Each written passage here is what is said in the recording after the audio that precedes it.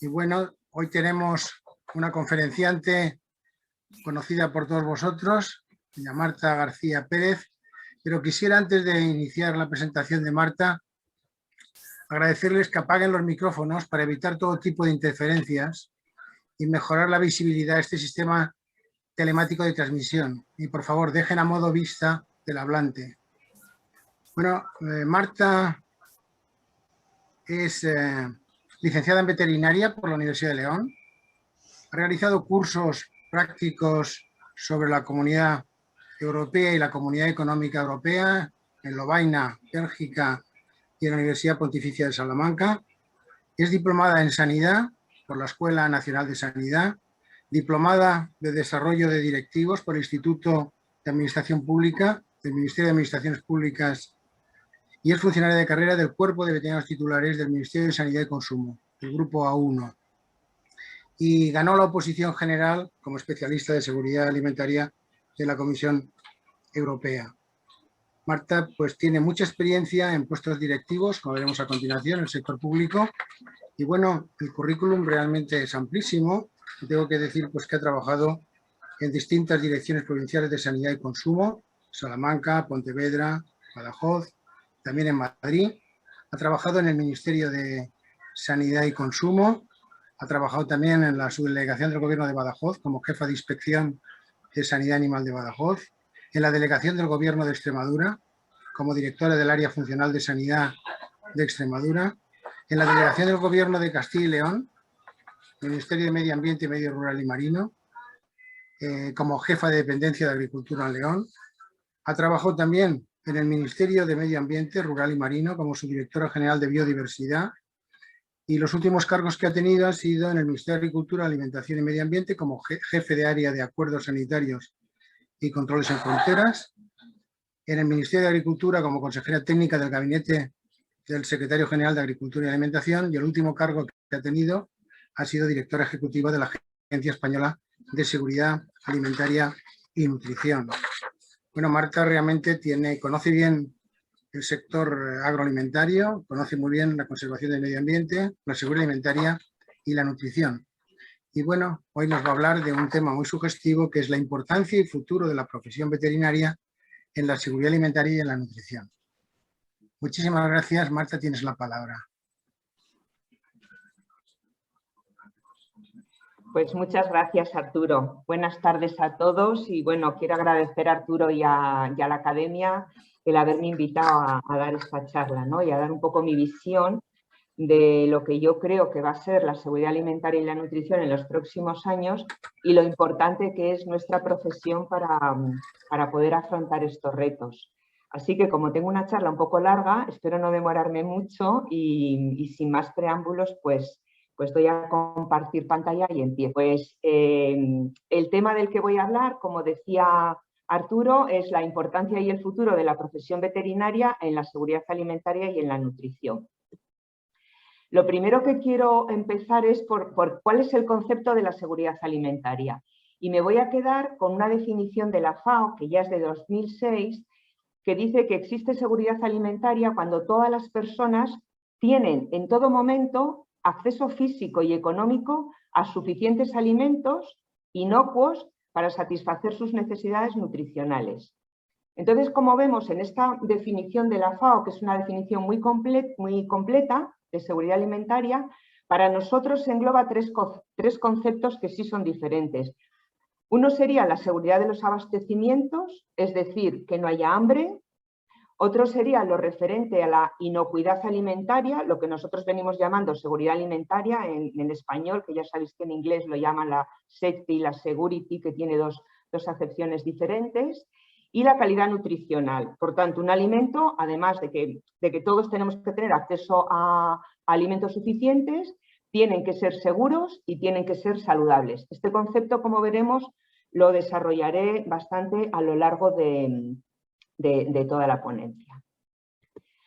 Bueno, para hablar de la profesión veterinaria y de la seguridad alimentaria y la nutrición, y del futuro, me pareció muy oportuno echar la vista atrás para saber de dónde venimos, de dónde viene nuestra profesión en cuanto a la relación que ha tenido con la seguridad alimentaria desde que comenzamos a ser una profesión universitaria, ¿no? Entonces, bueno, ahí pongo una serie de fechas que realmente son hitos importantes para la veterinaria y de cara a la seguridad alimentaria.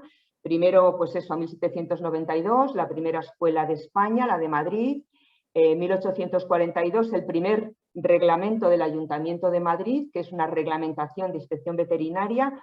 Hay que decir que antes de este reglamento de 1842, un informe de 1802 que la Escuela de Veterinaria le hace al Ayuntamiento de Madrid para decir que esta profesión era la más adecuada para hacer inspección de carnes y asegurar que los animales pues, que tuvieran alguna enfermedad no la transmitieran a los humanos por el consumo, a raíz de, como sabéis todos, del brote de glosopeda que hubo en la Sierra de Madrid. Eso fue un primer informe y a partir de ahí el Ayuntamiento de Madrid es cuando decide encargarle a los veterinarios que se dediquen a la inspección de carnes. Pero los veterinarios enseguida y por adicción, además de dedicarse a la inspección de carnes, se dedicaban en los mercados a la inspección de leche y de pescado. Y más adelante, poco a poco, pues acabaron haciendo inspección de todos los alimentos que había en el mercado. Como sabéis, eran veterinarios que se contrataban por los ayuntamientos. En 1858 hay un reglamento que obliga a que todos los ayuntamientos tienen que disponer de un veterinario de carnes y obliga al análisis de triquina. En 1904, una instrucción general de sanidad donde dice las funciones de los inspectores municipales de higiene y sanidad pecuaria y ya se crea el cuerpo de veterinarios titulares en 1906. En el 31 se crea la Dirección General de Ganadería, que hace una reforma administrativa donde, bueno, coloca un poco las funciones de los veterinarios en 3 niveles, los titulares municipales, los provinciales y dependían del Ministerio de Agricultura en cuanto a las funciones, pero no, o sea, orgánicamente dependían de los ayuntamientos todavía. Más adelante y con la ley de base de la sanidad veterinaria define la inspección veterinaria de alimentos y pasa a depender de la Dirección General de Sanidad que estaba en el Ministerio de la Gobernación. Bueno, ya en 1979 y 1981 es cuando se hacen los estatutos de las comunidades autónomas. Las funciones y, por tanto, el cuerpo de veterinarios, todos los veterinarios oficiales se transfieren a las comunidades autónomas y en ese momento se cambia la estructura, se hace una reestructuración, que es la que está vigente ahora mismo, que somos los veterinarios de salud pública, por una parte, que están dependiendo de las consejerías de sanidad, y los veterinarios de ganadería, que dependen de las consejerías de agricultura. En 1986, con la Ley General de Sanidad, se define al veterinario de salud pública y además con sus funciones claras que tienen que ver con zoonosis y con inspección de alimentos de origen animal. Como veis, el tema de la reestructuración, como todos sabemos, pues ya llevamos 40 años, ¿no?, con esta división de los veterinarios oficiales en 2 consejerías y bueno, yo creo que esto ha tenido cosas positivas y alguna otra que quizá pues es el momento de hacer un análisis y de ver si esta forma de estar separados en dos departamentos diferentes, si es la mejor forma que tiene nuestra profesión pues de dar nuestro servicio a la sociedad, ¿no? Si es la mejor. Pero bueno, yo creo que es el momento de plantearlo. No sé si es posible, porque no solamente tiene que ser oportuno por el tiempo, sino pues tiene que darse otras circunstancias y bueno, en ese sentido no sé, pero a mí me gustaría que hubiera un informe para ver si era el momento de empezar a plantearnos un cuerpo de veterinarios único, tanto del Estado como de las comunidades autónomas, que pudieran seguir pues toda la cadena de la seguridad alimentaria, que como vamos a ver más adelante, es un tema que ya está en toda la normativa y en todas las ideas, ¿no? Bueno, la situación que tenemos actual de los veterinarios y la seguridad alimentaria, el marco que tenemos actualmente, como sabéis, pues tiene sus inicios en las crisis alimentarias de los años 90, las vacas locas y las dioxinas en los pollos de Bélgica. A raíz de esto, pues se hace el libro blanco de la seguridad alimentaria en el año 2000 y se hace un planteamiento completamente diferente al que había hasta ese momento, ¿no? Se definen unos principios que es un planteamiento global en la seguridad alimentaria de la granja a la mesa, que todas las decisiones tienen que estar apoyadas en evidencias científicas, y hace una asignación de responsabilidades de todos los que intervienen en la cadena alimentaria. Por una parte, cuál es la responsabilidad de los operadores económicos y por otra, cuál es la responsabilidad de la autoridad competente. Y además dota de las herramientas para el control oficial de alimentos, el Plan Nacional de Control de la Cadena Alimentaria y las auditorías que hace la Comisión a los Estados miembros para saber que los controles se están haciendo adecuadamente y que la aplicación de la normativa es homogénea, y también los controles que hacen en países terceros, porque los alimentos que se importan de países terceros a la Unión Europea tienen que reunir los mismos requisitos que los que se producen aquí. El primer reglamento de controles, que fue el del 2004, el 882, se ha visto modificado por primera vez en el 2017, y aunque parece que pasó algún tiempo, pues es muy reciente porque realmente el reglamento del 2017, el 625, pues ha entrado en vigor el año pasado y no del todo, o sea, sigue entrando en vigor. Entonces, ¿cuál es la diferencia entre un reglamento y otro? Pues lo que venía ya anunciando, que cada vez hay una mayor integración de la cadena alimentaria en todo lo que se refiere a los controles de seguridad alimentaria. De este modo, al principio, pues solamente estaba bajo el paraguas del reglamento piensos, alimentos y la salud y el bienestar animal. Con el nuevo reglamento, además de esto, pues se incorporan materiales en contacto con alimentos, sanidad vegetal, fitosanitarios, subproductos, OGMs, en fin, abarca prácticamente todo lo que es la cadena alimentaria, y ese es el objetivo, ¿no? De asegurar que desde la granja a la mesa está pues todo digamos controlado y se hace todo adecuadamente. En todos estos años el marco jurídico, el marco en el que estamos, pues realmente ha cambiado muy poco. Ha habido ligeras variaciones y sobre todo mejoras, ¿no?, en cuanto a la normativa y la seguridad alimentaria, y lo que es cierto es que pues 20 años después, ¿no?, de las vacas locas y de que se creara ese marco normativo, en estos 20 años Europa y por tanto España hemos conseguido unos niveles de seguridad alimentaria muy altos. Eso no es que lo digamos nosotros, es que lo dice la OMS, que es el espacio del mundo donde la seguridad alimentaria tiene un mayor nivel. Sin embargo, se da una paradoja, que es lo que presento aquí en esta diapositiva, que es que comemos más seguro, sin embargo, comemos menos saludable. Y esto es así porque cada vez hay mayores tasas de obesidad. La obesidad, como todos sabéis, favorece la aparición de enfermedades no transmisibles.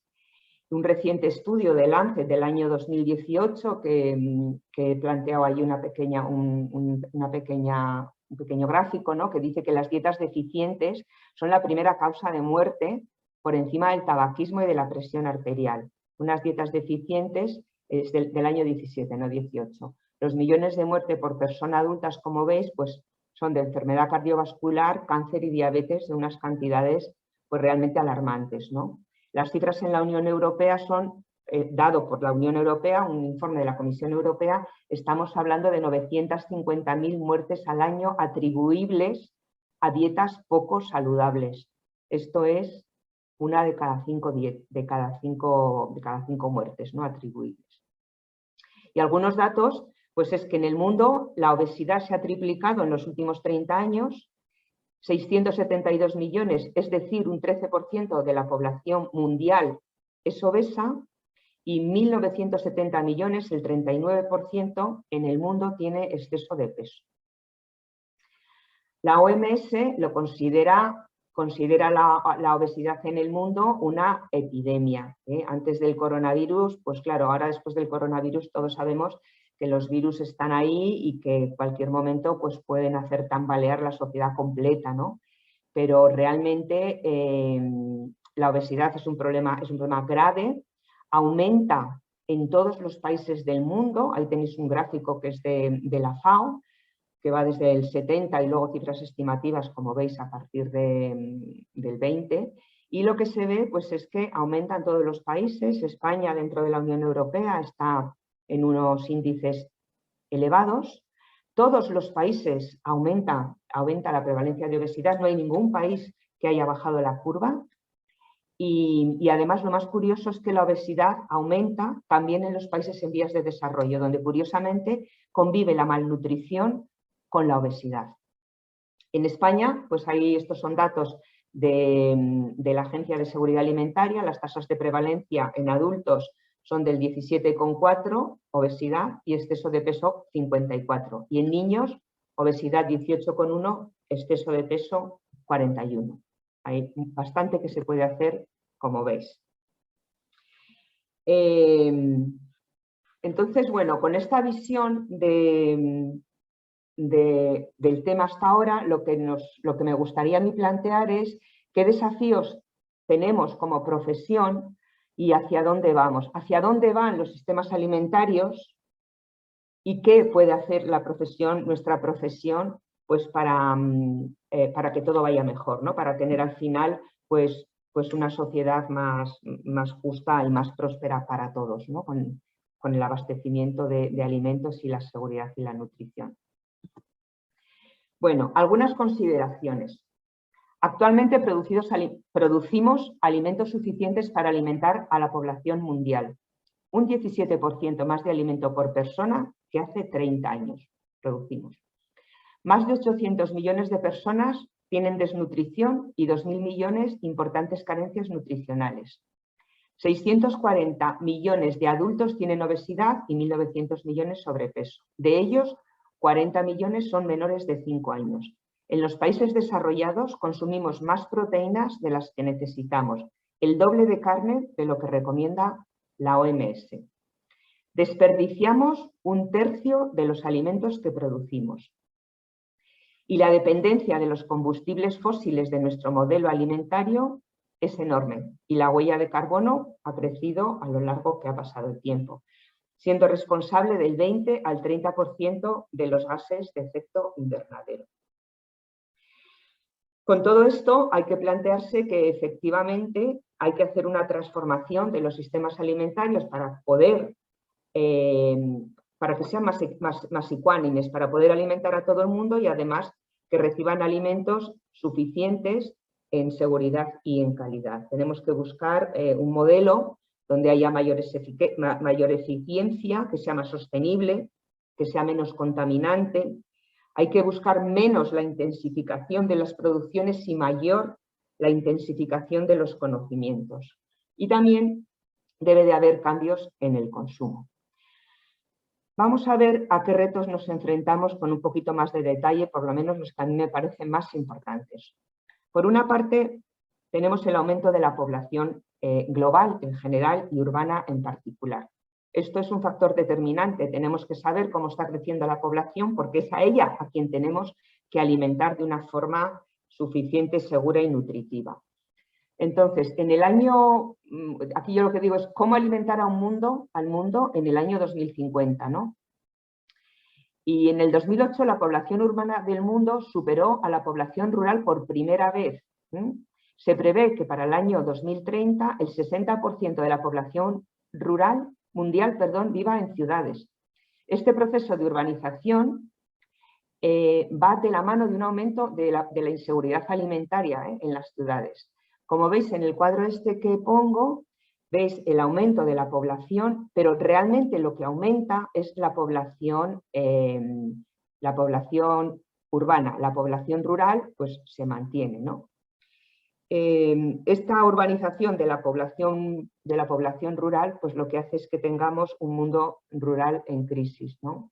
Para el año 2050 está previsto que haya en el planeta 1.800 millones de personas, hay un incremento de 83 millones al año, la urbanización continúa a un ritmo acelerado, el 70% de la población mundial será urbana en el 50 frente al 51 actual, del año 20 son estos datos.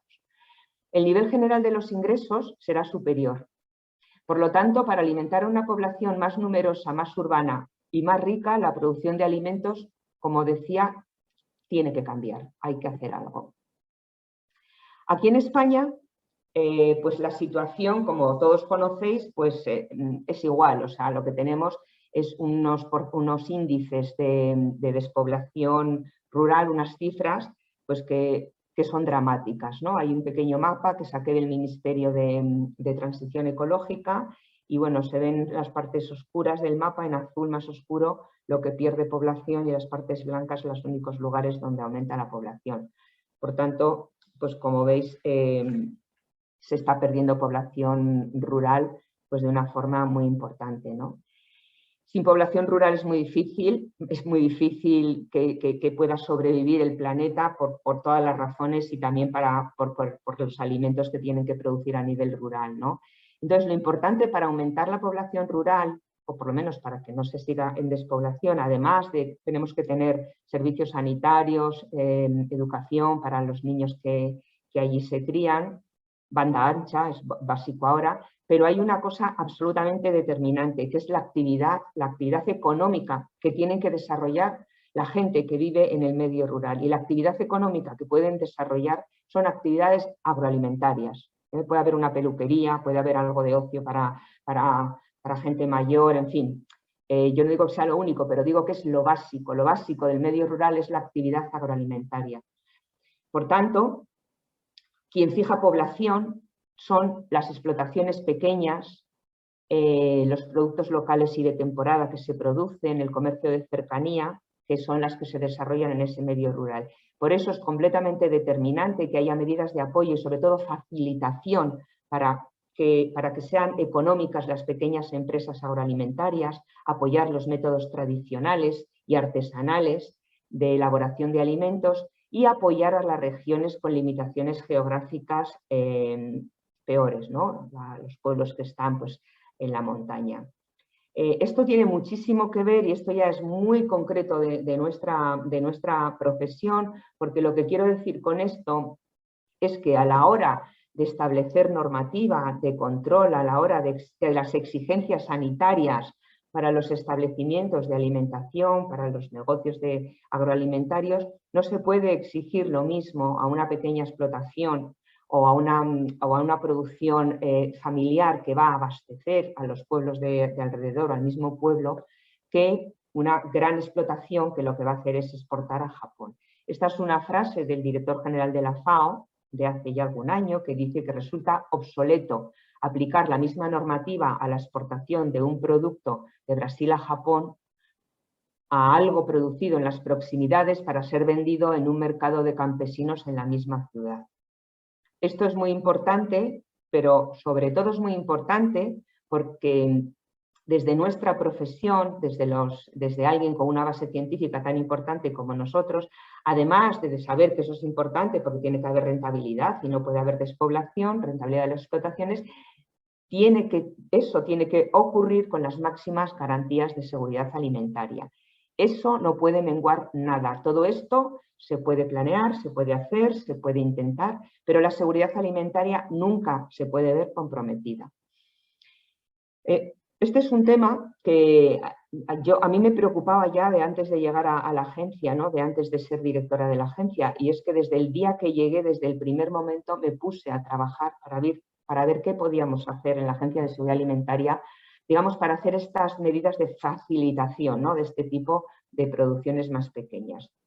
Y por suerte para mí, en diciembre, bueno, para mí y para todos, quiero decir, a mí me dio una satisfacción tremenda, pero yo creo que esto es bueno para el país, pues a finales del año pasado se publicó el Real Decreto que lo llamamos de flexibilidad de la normativa de higiene. Este Real Decreto realmente lo único que hace es transponer a la normativa interna directivas comunitarias, directivas del paquete de higiene que ya lo permitían, pero por los motivos que, bueno, pues que no conozco y que tampoco y que no merece la pena, pues no se había hecho. Llevábamos un retraso sobre otros países de nuestro entorno, como Francia, Suiza, bueno, Suiza no es para nombrar por la Unión Europea, pero Francia sí. Prefiero que Suiza esto también lo tiene muy desarrollado.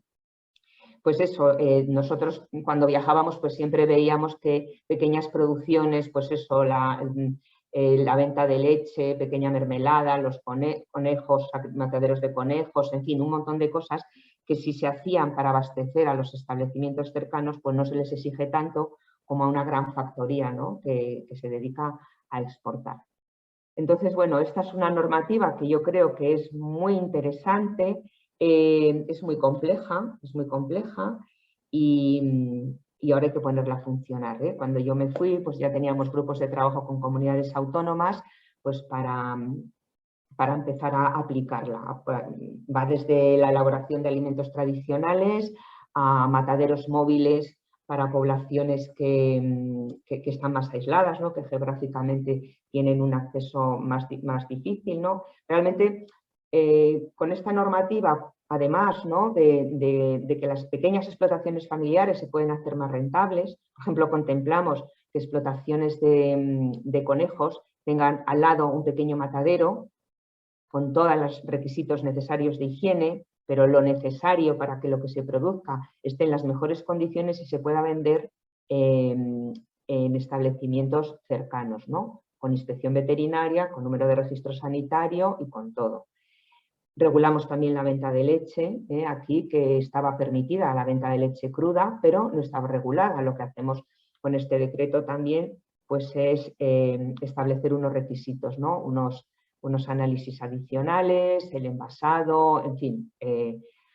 Bueno, se regulan un montón de cosas y yo creo que será bastante interesante, ¿no? para la sostenibilidad del medio rural en la aplicación de esta normativa.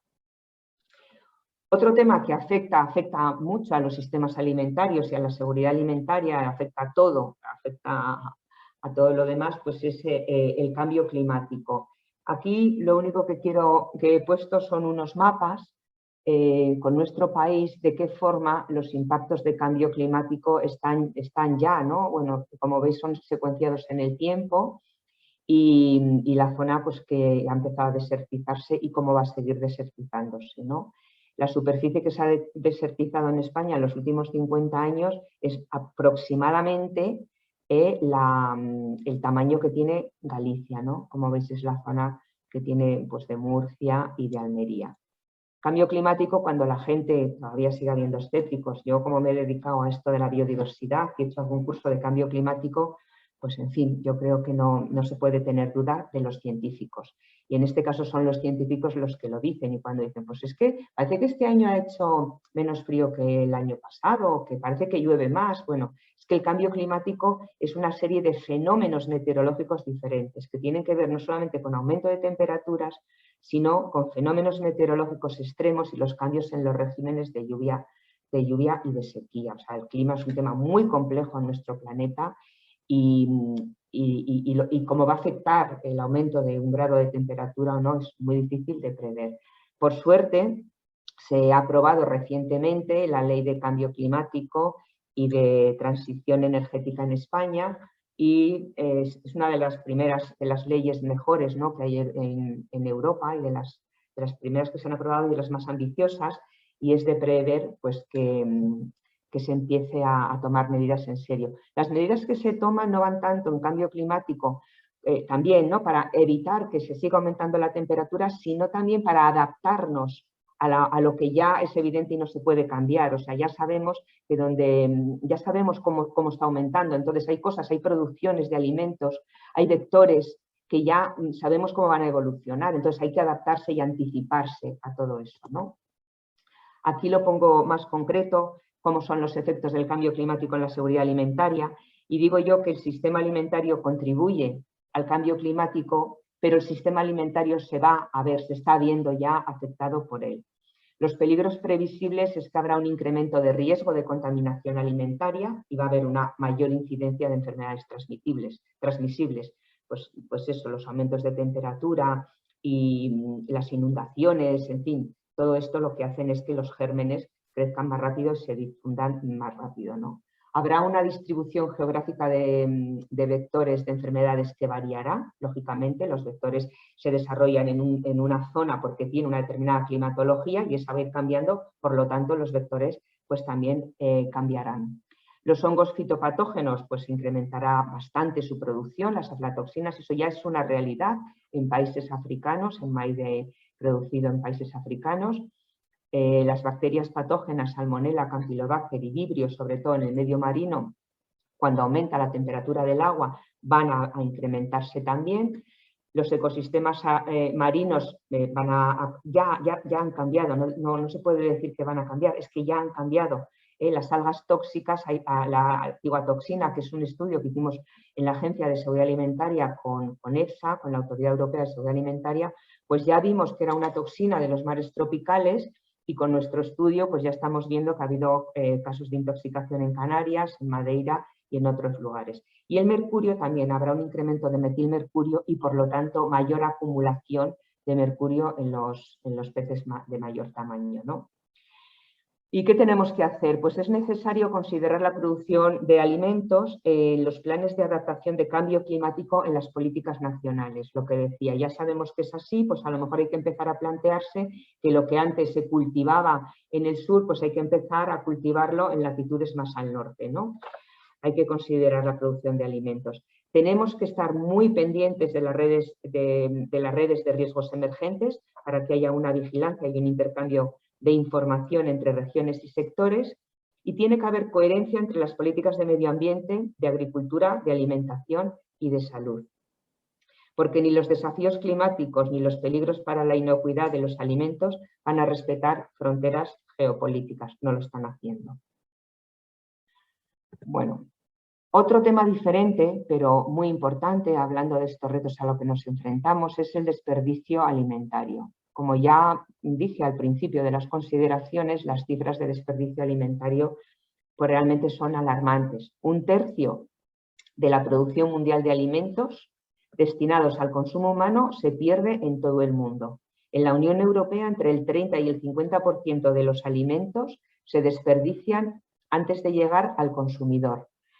Y esto resulta que, claro, mientras se producen alimentos se está utilizando superficie agrícola útil, se están dedicando muchos recursos y todo eso después va a acabar en la basura que a su vez va a generar también gases de efecto invernadero.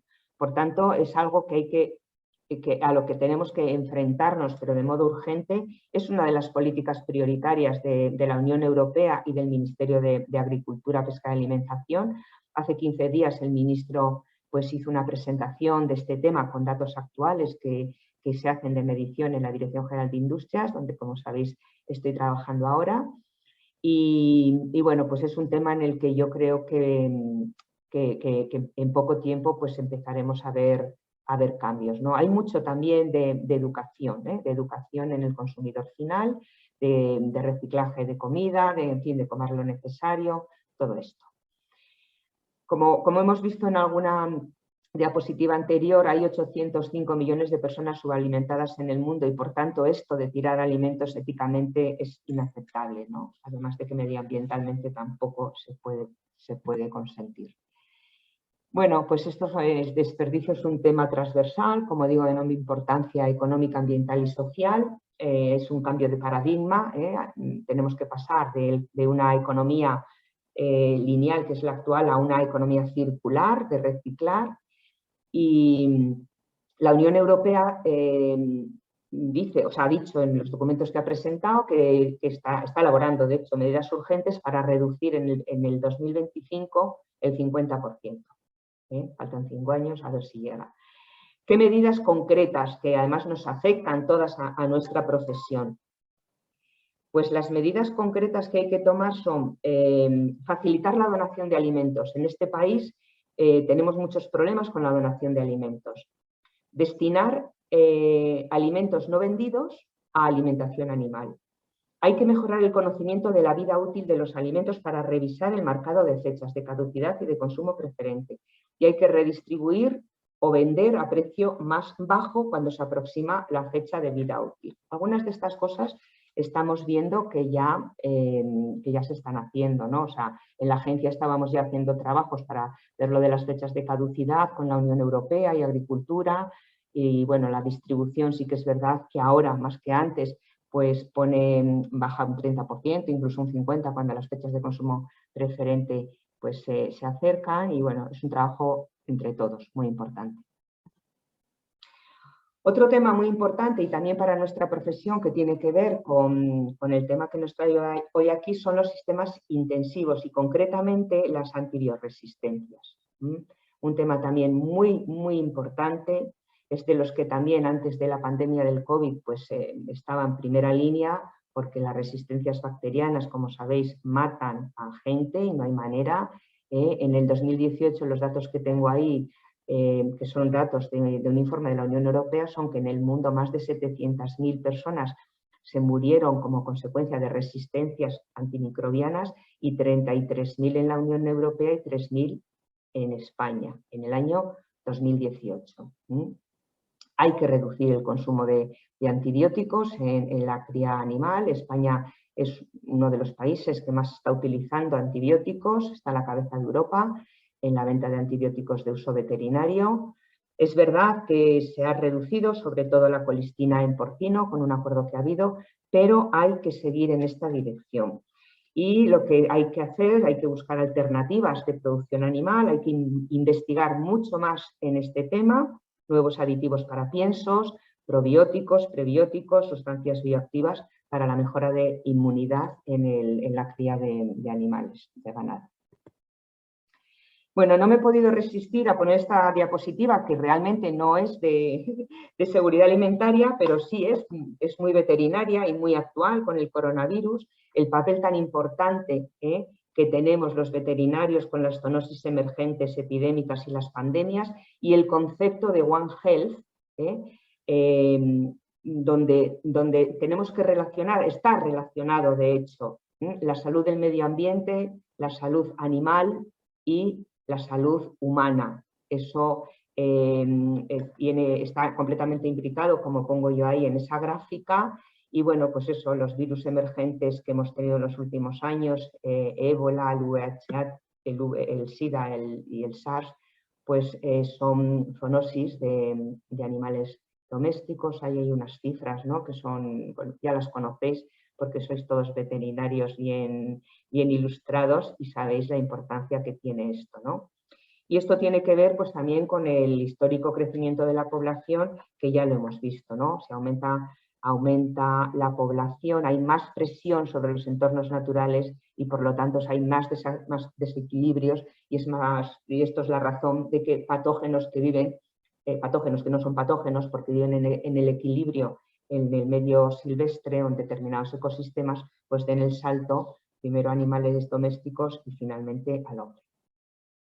Bueno, no sé cómo voy de tiempo, pero ahora os quiero contar un poquito de cuál es el futuro, y esto sí que es bastante novedoso porque es del año pasado, o sea, de este año, son las iniciativas de la Unión Europea en materia de los sistemas agroalimentarios, en materia de seguridad alimentaria y de nutrición.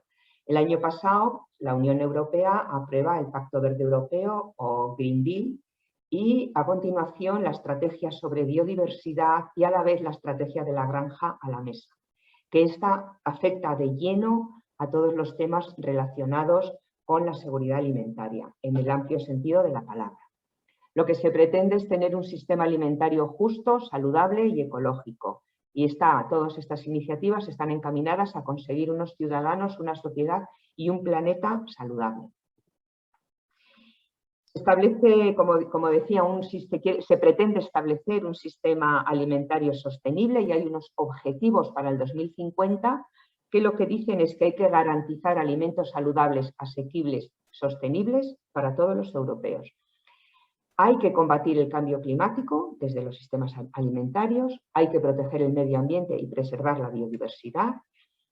Otro objetivo es que el rendimiento económico sea justo en todos los eslabones de la cadena alimentaria y hay que reforzar la agricultura ecológica. Pero con todos estos objetivos, la seguridad alimentaria, tanto la security como la safety, es el pilar del sistema alimentario y nunca se pueden ver comprometidos. Más allá de que tenemos que estar pensando en estos objetivos, la base sigue siendo la misma y esperemos que nuestros dirigentes nunca se olviden de ello. Bueno, ¿qué acciones se van a llevar a cabo para garantizar? Primero, vamos a ver tres diapositivas. Una es de producción, otra es de la industria y la otra es para promover dietas sostenibles y saludables.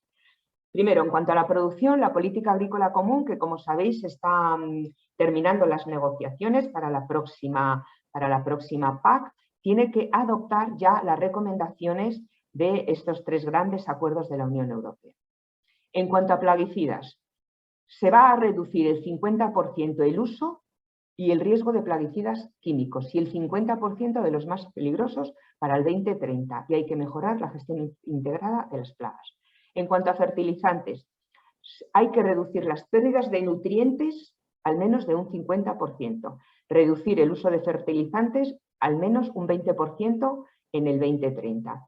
Y habrá un plan de acción para la gestión integrada de nutrientes para reducir la contaminación producida por el uso de fertilizantes, tanto plaguicidas como fertilizantes. Lógicamente, el motivo de esta reducción es porque finalmente pues, contaminan los suelos, contaminan las aguas y contaminan el planeta. Por eso hay que reducir. Resistencias antimicrobianas, ya lo hemos dicho, hay que reducir el 50% de la venta de antimicrobianos para animales de granja y de acuicultura en el 2030. Agricultura ecológica. Se está haciendo un plan de acción para estimular la oferta y la demanda de productos ecológicos. En el 2030, el 25% de las tierras agrícolas se quiere que se dediquen a agricultura ecológica. Otro tema muy de nuestra profesión, el bienestar animal. Habrá mayor protección y para eso se están revisando la legislación. En el 23, o sea, dentro de 2 años, pues se quiere que ya esté revisada esta normativa. En cuanto a las prácticas sostenibles de la industria alimentaria que se quieren estimular, pues lo que vamos a hacer en la Unión Europea es estimular la reformulación de alimentos transformados, incluida la fijación de niveles máximos de determinados nutrientes. Esto es completamente novedoso, pero de hecho ya se ha establecido, estaba yo todavía de directora de la agencia y entró en vigor, se estableció un límite máximo de grasas trans en alimentos. O sea que ya tenemos un precedente y por ahí van a seguir los temas de la reformulación. Se van a establecer perfiles nutricionales para restringir la promoción de alimentos que tengan alto contenido en sal, azúcares o grasas. Eso el año que viene.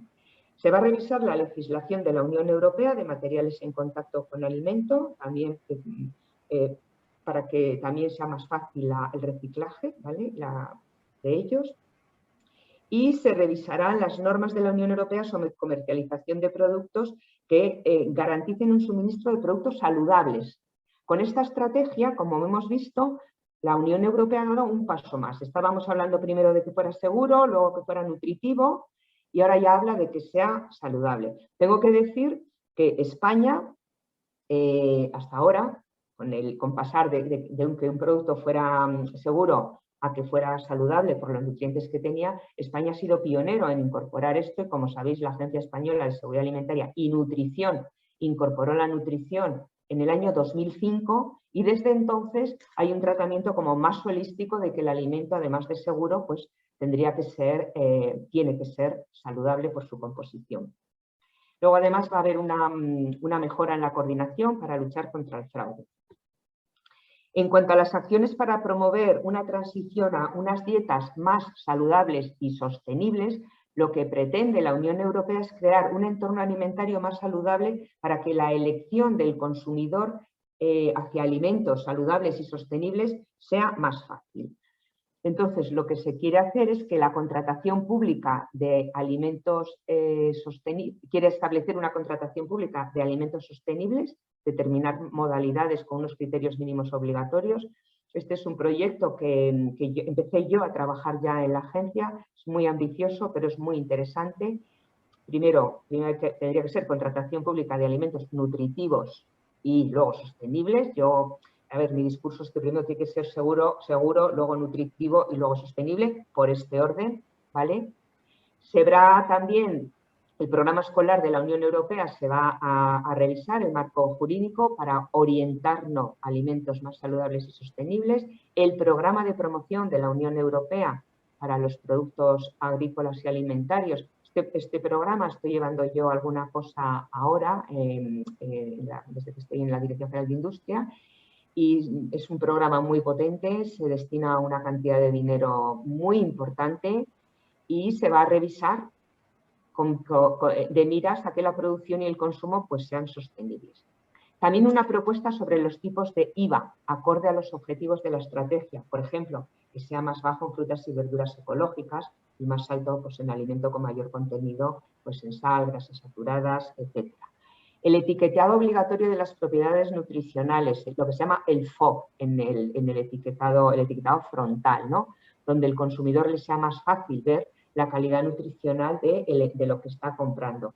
Aquí está el Nutri-Score, que seguramente todos vosotros pues, oísteis hablar de la polémica.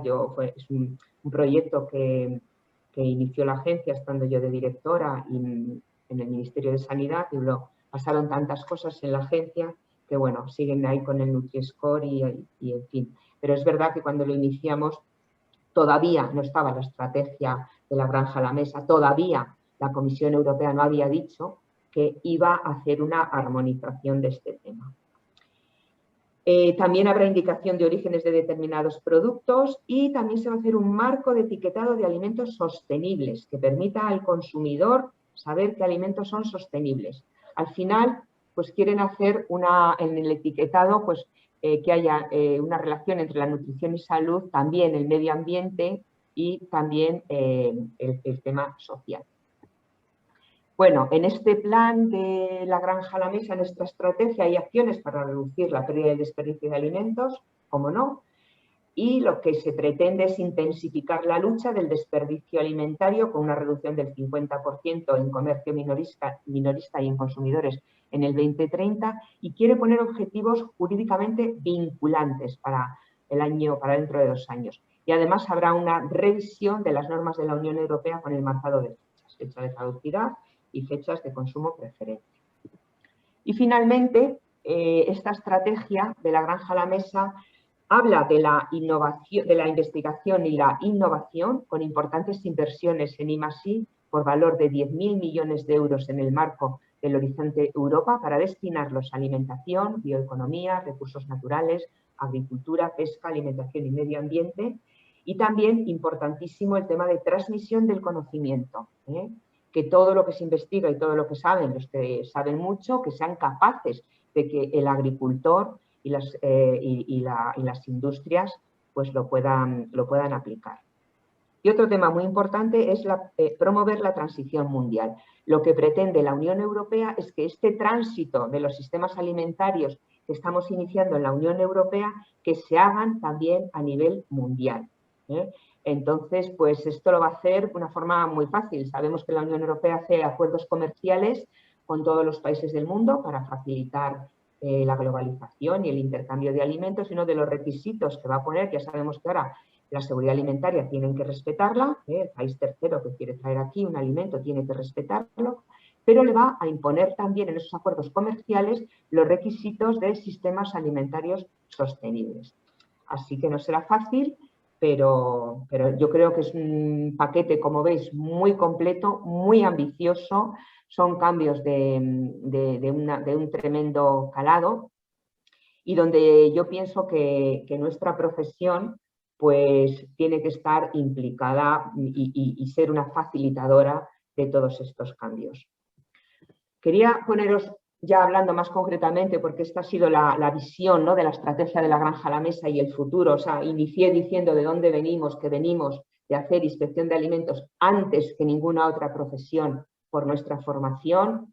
Nos hemos adaptado muy bien durante todo este tiempo, durante todos estos años, desde la crisis de las vacas locas hasta ahora, que estamos viendo ya esta emergencia de cambio del sistema alimentario.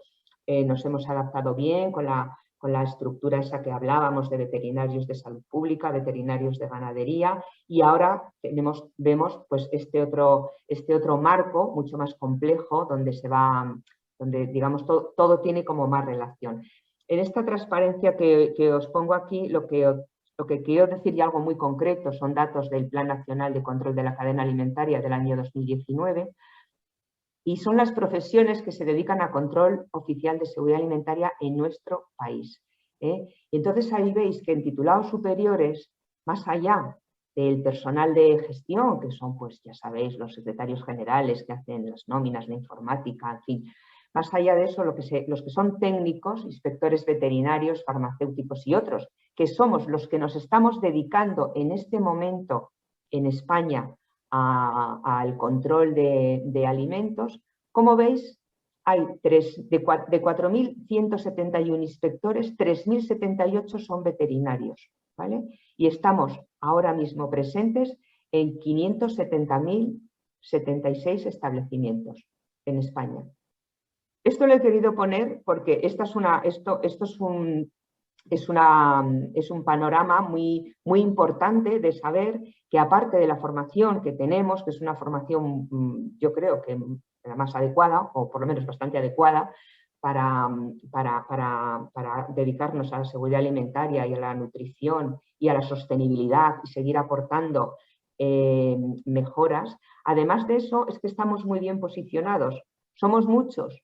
Esa es una de las cosas de tener tantas facultades, ¿no? Y salir tantos licenciados. Al final ocupamos muchos nichos dentro de la administración y como profesión yo creo que tenemos un potencial tremendo. Esta es una reflexión mía sobre los retos y las oportunidades de nuestra profesión con este marco que he dibujado, y es que pues yo creo que la profesión veterinaria, eso seguro, ha estado históricamente más que ninguna otra ligada a la seguridad alimentaria, que actualmente debido a la complejidad de los sistemas alimentarios se considera la seguridad alimentaria como una ciencia multidisciplinar en la que tiene que haber más profesiones, pero que la profesión veterinaria tiene y debe de seguir teniendo un papel preponderante. Lo que decía que por nuestra formación académica, nuestra situación administrativa laboral, estamos en la Unión Europea, en el Estado, en la Administración General del Estado, en el medio rural, en el medio urbano, y estamos muchos y en muchos estamentos diferentes, pues estamos ocupando muchas parcelas profesionales para afrontar todos estos retos, ¿no? Y finalmente quiero decir que como profesión considero que tenemos una enorme responsabilidad para abordar todos estos retos de futuro en la materia, ¿no? Para el planeta.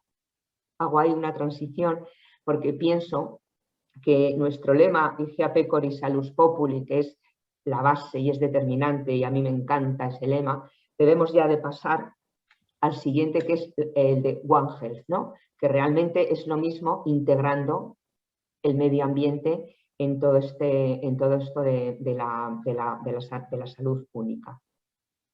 Y nada más, todo esto es lo que os quería contar. Muchísimas gracias por vuestra atención y quedo a vuestra disposición por si queréis hacerme alguna pregunta o alguna aclaración. Muchas gracias. Muchísimas gracias, Marta, por esta espléndida presentación, fruto de tu experiencia en trabajar en la Administración General del Estado y también a nivel periférico.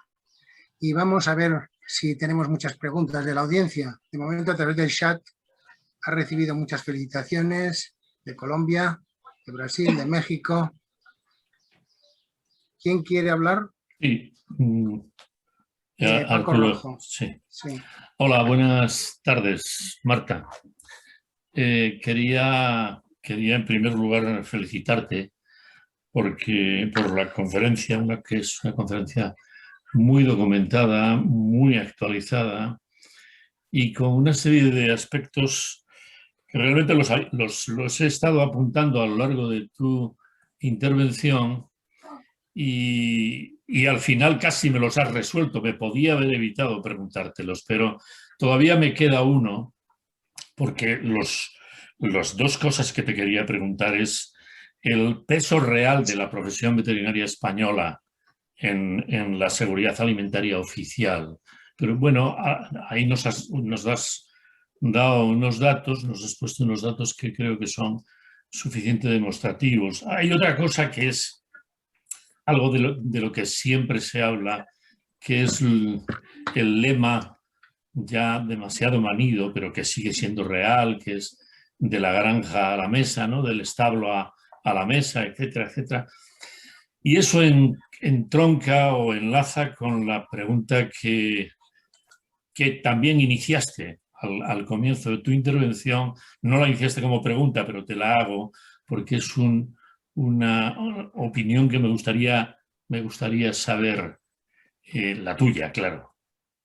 Y es esa especie de dicotomía, ¿no? Eso que algunos creímos también, yo también lo reconozco, que iba a ser positivo para la profesión veterinaria cuando la división, la separación de competencias, por supuesto, entre sanidad y agricultura, pero que en principio yo por lo menos también lo adelanto, en muchas ocasiones en público lo he dicho, me parece que ha sido un absoluto fracaso. Yo creo que no tenía que haber sido eso. Naturalmente todo el mundo puede opinar y seguro que hay argumentos a favor y en contra. ¿Cuál es tu opinión? La mesa está donde estaba, cada día es más grande, cada día hay más habitantes en las ciudades y las granjas siguen estando donde estaban, es decir, en el mundo rural. Y la separación entre el mundo rural, en el que las actividades profesionales de un veterinario son más bien, están más bien en el mundo de la ganadería, y ya por establecerlo desde un punto de vista oficial, administrativo, político, en el Ministerio de Agricultura, Ganadería y Pesca, que creo que es como se llama ahora, a el mundo de la sanidad, en el que naturalmente los veterinarios tenemos que tener un papel, yo creo que muy importante, pero que estableció incluso en el año 1931 Gordón Ordaz, que fue, como sabes, un veterinario leonés, como algunos de nosotros, y que creó y estableció una serie de redes oficiales para el trasvase de los conocimientos, no de competencias, sino de conocimientos entre agricultura y sanidad. Y me gustaría conocer cuál es tu opinión. Yo la intuyo por lo que me has dicho, pero me gustaría también saber qué posibilidades existen de hacer un recorrido que en principio sería pues caminar un poco hacia atrás, pero yo incluso me apuntaría para hacer las cosas mejor de lo que se hicieron en los últimos decenios. Pues nada, muchas gracias, Paco, que en fin, que somos viejos conocidos ya, ¿no? Los dos veterinarios leoneses, y hemos coincidido en alguna cosa de historia de la veterinaria hace tiempo. Sí. Y bueno, seguro que coincidimos en bastantes cosas. Yo lo apunté un poquito en mi exposición. No me atrevo yo a decir cómo debería de ser, pero sí me atrevo a decir que es el momento de hacer un planteamiento, de hacer un estudio riguroso y de más allá de algunas intuiciones que podamos tener, dependiendo de a qué nos estemos dedicando, pues de verdad saber si es mejor este modelo que otro. Yo he tenido la suerte... yo aprobé como decía Arturo, aprobé las oposiciones de veterinaria titular, enseguida me incorporé a la administración, pero desde que yo acabo la carrera en León hasta que apruebo las oposiciones, pues hice sustituciones en los pueblos, estuve en La Cabrera, estuve, bueno, ya no me acuerdo casi los nombres, pero vamos, estuve 5 o 6 meses ejerciendo de veterinaria titular de las de entonces, de las de antes de la reestructuración, de las que hacían clínica, de las que iban a los partos de las vacas y a la vez de ir a la tienda y iba al matadero y hacía todo. Estuve poco tiempo, pero lo suficiente para saberlo. ¿Qué ventaja? Yo sé que había inconvenientes y los inconvenientes que había, pues seguramente con la reestructuración se han arreglado muchos. Pero ¿qué ventaja veía yo entonces que yo creo que se ha perdido? Pues el veterinario titular de entonces iba a las explotaciones y cuando iba a atender el parto de una vaca por el que cobraba, y a lo mejor aquello resultaba que luego no le hacía que fuera tan puro como inspector, que ese era uno de los problemas, ¿no? Pero la realidad es que visitaba las ganaderías porque iba a un parto o porque iba a tal. Y conocía los animales. sabía si una vaca había abortado. Ah, pues si ha abortado a lo mejor aquí está tuberculosis.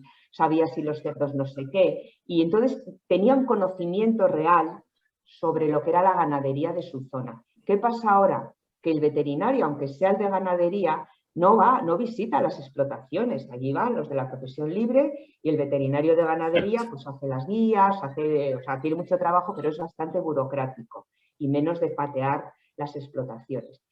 El de sanidad, a mí, no sé, a mí algunas veces veo a nuestros compañeros algunos de los trabajos que hacen y pienso que una carrera se hace para hacer algo, digamos, de más interés. Me parece a mí, que levantar actas a lo mejor en una frutería, ¿no? Que eso pues tampoco me parece a mí que haya que ser licenciado para hacerlo. En fin, yo soy muy directa y lo digo. Lo de unificar todos los veterinarios en un cuerpo y que podamos de verdad como profesión y con una única estructura estar desde que el animal nace hasta el chorizo que nos vamos a comer, pues yo creo que eso aportaría muchas ventajas. Aportaría ventajas porque yo como directora de la agencia pues viví que a veces esos cortes que se producen por estar en dos departamentos distintos no son fáciles, hay piques históricos, hay complicaciones, podría hacerse, pero realmente cuesta.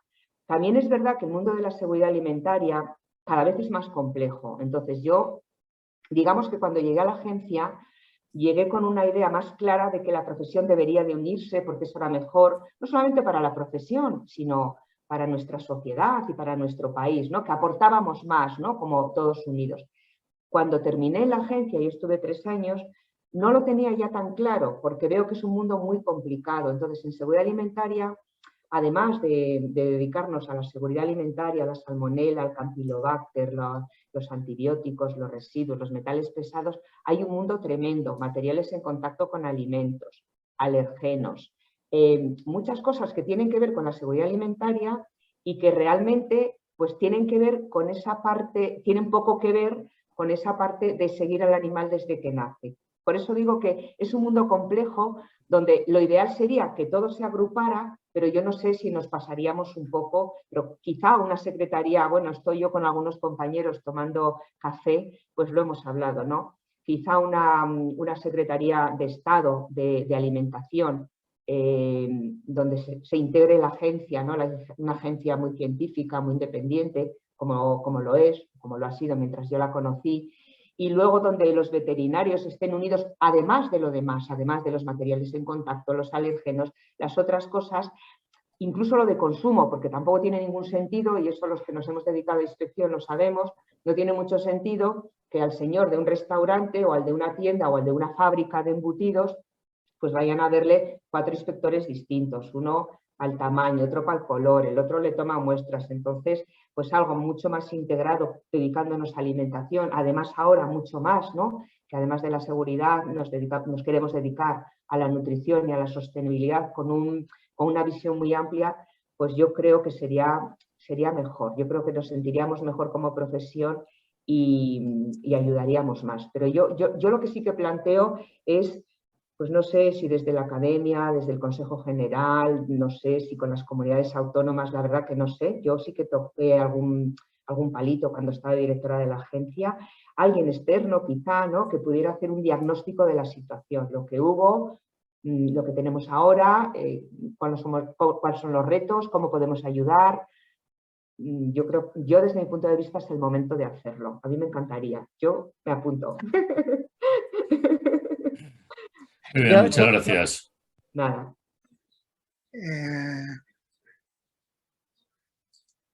Sí, José Vicente. Sí, hola, buenas tardes. Marta, buenas tardes y enhorabuena por la exposición. Ha sido muy interesante. Quería hacerte una pregunta en concreto. Como bien dices, son temas muy complicados, necesitas expertos y mantener la independencia y la calidad científica de esos expertos. La ciencia es cada vez más complicada y el tema que más nos preocupa también en la EFSA, como bien sabes, es la parte de la comunicación. ¿consideras que los veterinarios que pueden estar más cerca de la persona a la que le tienes que transmitir la necesidad podrían tener también ese papel de punto de enlace entre, puesto que el veterinario tiene sus conocimientos científicos, entre los expertos que son o somos especialistas en un tema concreto y los que tienen que dar las pautas después para garantizar la seguridad alimentaria? Muchas gracias. Gracias, José Vicente. El tema de comunicación estuve tentada de meterlo, pero no lo metí porque digo, si me pongo a hablar de todo lo que creo que tengo que hablar, les tengo toda la tarde, les aburro. Pero es un tema de máxima importancia y a mí me gusta mucho hablar de ello porque lo sufrí mucho mientras estuve de directora de la agencia. Es un tema muy, muy complicado. Yo, cuando he hablado siempre de este tema, digo, es que es una pena porque los científicos, los profesionales, no sabemos comunicar y los periodistas no tienen ni idea de qué están hablando, en general, exagerándolo, ¿no? Pero para poner un poco, digamos, los dos extremos. Entonces, o los periodistas se forman un poquito en aspectos científicos para saber de qué están hablando, o los que somos científicos y profesionales también nos formamos un poco en cómo tenemos que contarlo, porque claro, si nos ponemos a contar allí esas cosas que entre nosotros pues nos entendemos, pero que aburren a un santo, pues tampoco llegamos a la población. Entonces tenemos que ser capaces de comunicar, pero de comunicar de modo que nos entiendan. Y yo estoy convencida que en general los ciudadanos confían mucho más en un científico y en un profesional que comunica que en un político o que un periodista o que quien se dedica a comunicación. Pero para eso tenemos que hacer un esfuerzo de comunicación. Y yo de verdad que sí que hago un llamamiento pues, a los colegios profesionales, que son los que nos representan, en fin, al mundo académico. Desde luego yo en la agencia lo hice y hice cambios importantes en comunicación. De mejorar mucho la comunicación. La gente no sabe a qué nos dedicamos, no sabe la importancia. Es que hay muchos, es que no sé qué, pero tú sabes que lo que estás comiendo todos los días depende de la ciencia, no de la inspección, porque la gente se crea, bueno, vienen aquí, miran a ver, toman una muestra. No, perdona, es que no solamente es eso, toman una muestra para ver si tiene listeria, pero antes hay que saber lo que es la listeria, en qué cantidad hay adecuada, cómo se multiplica, en fin, detrás hay mucho conocimiento y mucho más que tiene que haber. O sea, claro, eso se comunica muy poco y muy mal, y sale cualquiera contando tal y la gente se lo cree. Y en nutrición ni te cuento, o sea, en nutrición se dicen barbaridades. Si son 4 cosas las que tiene que saber la gente, 4. Comer menos grasa, menos azúcar y menos sal. Ya está, más productos frescos y menos transformados. No hace falta, parece que es que necesitas decir algo muy creativo, ¿no? Muy llamativo. Pues no, y con la seguridad alimentaria pues es que es lo mismo. Higiene desde el principio hasta el final, trazabilidad y mucha higiene y mucha trazabilidad, que no se te escape nada y en fin, pero hay que saber contarlo. O sea que estoy de acuerdo contigo, José Vicente. Un esfuerzo mayor en comunicación nos haría mucho bien a todos. Muchísimas gracias. Muy bien. Pues tiene la palabra el doctor Tellez. Muchas gracias por la voz, doctora Anadol.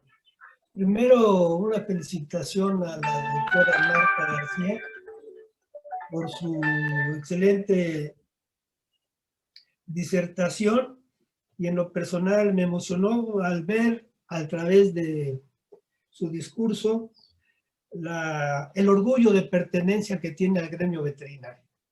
Creo que hablar de la veterinaria y tener claras las ideas como la doctora García es un ejemplo para los que ejercemos esta profesión.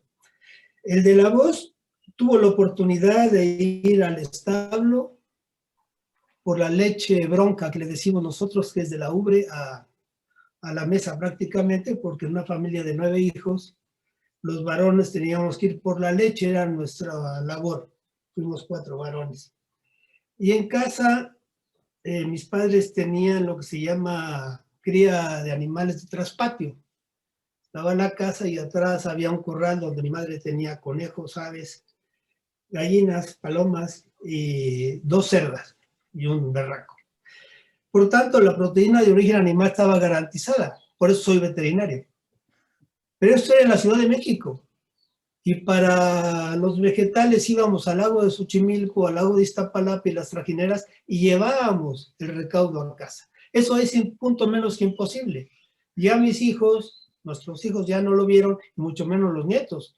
Los nietos piensan que la leche viene del supermercado. Desde el punto de vista preciso de la conferencia, pues los datos que da de los 672 millones de obesos y de 1.195 puntos y fracción de sobrepeso en el mundo, no sé si en la segunda cifra ya va incluido los obesos, porque entonces se eleva mucho. Y la sumatoria da más o menos el porcentaje de España. A mí me queda claro, porque fue una conferencia de calidad meridiana, lo que hace el veterinario y lo que ciencia hace por los alimentos. Pero si en la seguridad alimentaria está también lo económico, ¿cómo hacer para que los alimentos orgánicos lleguen a la mesa de los menos favorecidos económicamente?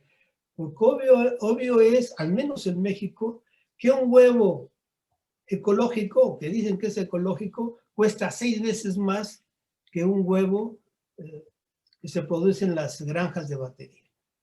¿Cuál sería un poco la respuesta? Por una parte. Y la otra, cuando estudié había 3 escuelas veterinarias en el país. Ahora hay más de 50. ¿Qué futuro tiene el seguir formando veterinarios?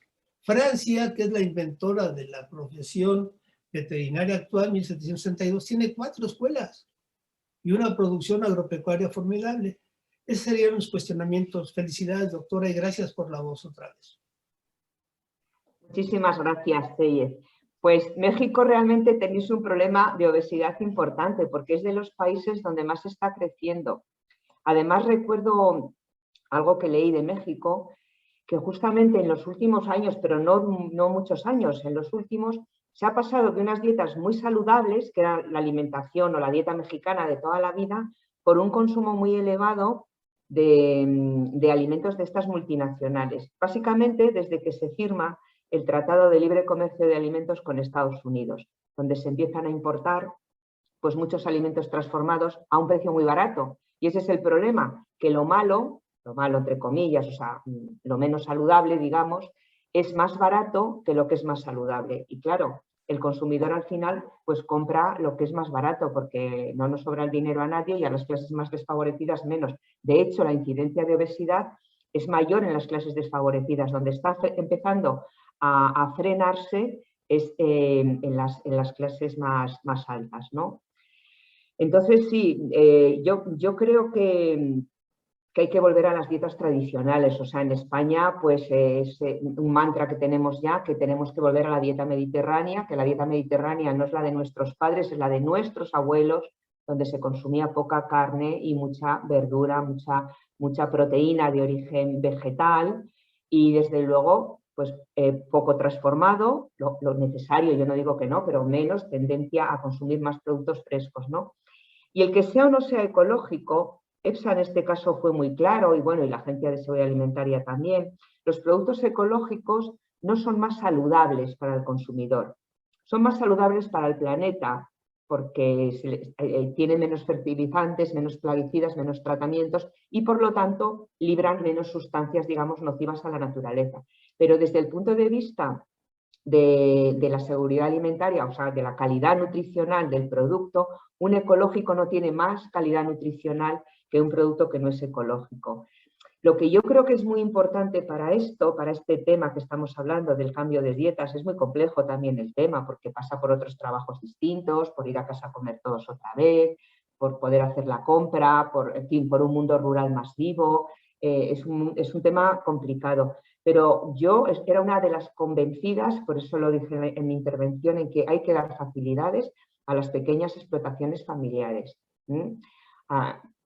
Pues a lo mejor no es tan fácil ya como tus padres, Tellez, tener detrás allí, que bueno, todos lo hemos visto en los pueblos, ¿no? Pues tienes allí tu pollo, tu gallina, lo sacrificas, a lo mejor ese autoconsumo no es real, no es posible, pero sí es posible un mundo rural donde haya pequeñas explotaciones familiares, donde alguien pueda vivir de criar conejos, sacrificarlos allí y venderlos, y que eso te quede a ti yo que sé, a 1 kilómetro de tu casa y que entonces no tengas que comprar un ultracongelado en un hipermercado que te queda a 40 kilómetros. O sea, yo sí creo en este comercio de cercanía, pero esto necesita muchos recursos porque la seguridad alimentaria tiene que estar garantizada. Por tanto, esa pequeña explotación, que ya no va a ser una, que va a ser 30 o 50, tienen que tener un control veterinario y tienen que hacer las cosas bien, porque no nos podemos descuidar ahí si hay una toxinfección alimentaria, porque una producción de estas de cercanía no es higiénica o